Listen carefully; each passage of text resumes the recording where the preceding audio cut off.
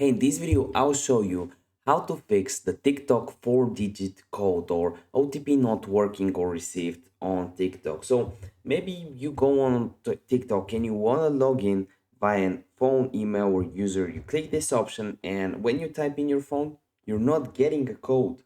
So there's a few things you can actually do. The first thing is resetting the TikTok settings by going to your settings, click on General, click on iPhone storage. There, you want to go on TikTok when it loads. Here it is. You want to offload the app. After you do that, you can go over to settings again, click on phone, and you want to go over to blocked contacts at the bottom and check if TikTok's phone is blocked here.